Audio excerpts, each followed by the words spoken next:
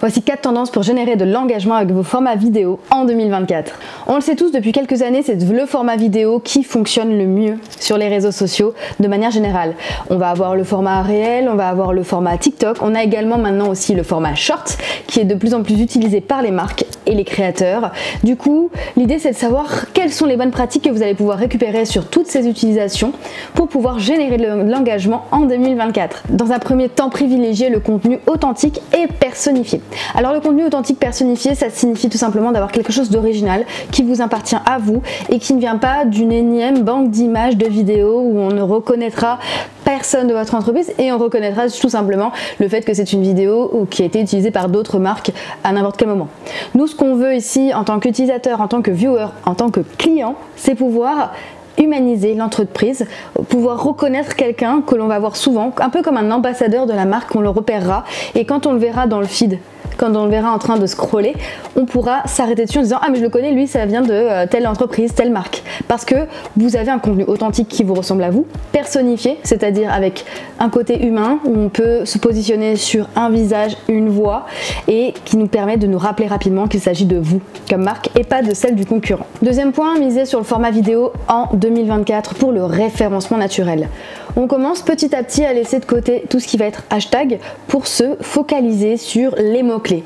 Les mots-clés vont être de plus en plus importants dans la description de la vidéo, donc que ce soit sur le titre de la vidéo ou encore la description de la vidéo, par exemple pour une vidéo YouTube, mais également avec le contenu textuel sur la vidéo. De plus en plus de textes seront à positionner sur votre vidéo, plus ou moins visible, que ce soit pour faciliter la compréhension de votre vidéo par l'utilisateur avec des mots-clés, avec des sous-titres, avec des mots qui vont apparaître comme ça, mais également pour faciliter la compréhension via le robot de la plateforme sur laquelle vous diffusez votre contenu, YouTube, TikTok, Insta, pour que l'algorithme comprenne facilement de quoi il s'agit, qu'il arrive un peu à se dire ok, il parle de tel type de contenu, je sais que ça match avec tel type d'utilisateur, bam, je vais lui montrer la vidéo. Donc pour faciliter justement ce contact entre votre contenu et l'utilisateur, privilégiez des mots-clés également sur la vidéo. Même si vous ne les mettez pas forcément en évidence pour qu'on les voit, ça peut servir du coup en les mettant en cachet dans un coin de la vidéo ou vous savez en mettant hors de l'écran directement le contenu. Le troisième point, investir dans le format long. Donc quand je parle de format long, c'est plus d'une minute. Donc en dessous d'une minute ça reste un format court et au-dessus d'une minute c'est un format long. Voilà. Pourquoi? Parce que tout simplement de plus en plus TikTok va privilégier déjà le format long sur ses réseaux, sur sa plateforme, en mettant en avant justement les contenus de plus d'une minute des créateurs de contenu, parce que finalement c'est à partir d'une minute que les créateurs sont rémunérés et que du coup ils vont avoir de l'argent qui vont rentrer dans leur espace du coup de créateurs de contenu et c'est pour ça que TikTok privilégie maintenant les formats longs. Donc généralement vous verrez les vidéos qui vont aller jusqu'à 1 minute et 1 seconde parce qu'il faut simplement dépasser un tout petit peu la minute pour avoir accès à la monétisation de la vidéo.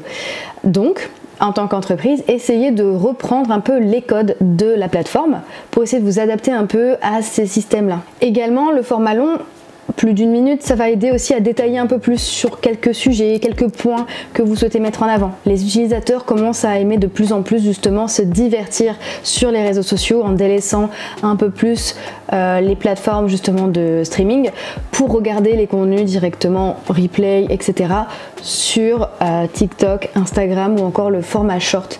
C'est le moment donc pour vous de vous installer dessus, d'accentuer un peu votre storytelling avec des formats un peu plus longs. Et enfin, le dernier point, donnez la parole à vos collaborateurs, à vos employés. Dans votre entreprise, essayez un peu de valoriser toutes les personnes qui travaillent avec vous, donc ces tierces personnes, pour justement faire en sorte que on ait un système d'employé advocacy, le fait que une personne qui travaille dans l'entreprise donne son avis, donne son point de vue, met en avant les réussites de la boîte pour justement valoriser l'entreprise en elle-même. Et puis en plus, qui mieux que eux-mêmes pour parler de leur métier et de ce qu'ils font au sein de l'entreprise.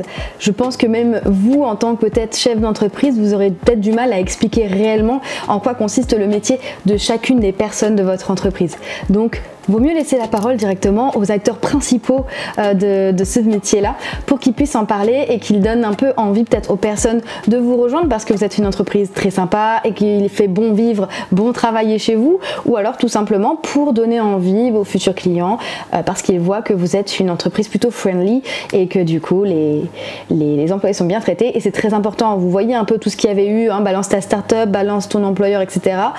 Bah pour le coup il faut éviter. Maintenant c'est très important de mettre en avant le bien-être de l'employé, donc à privilégier également.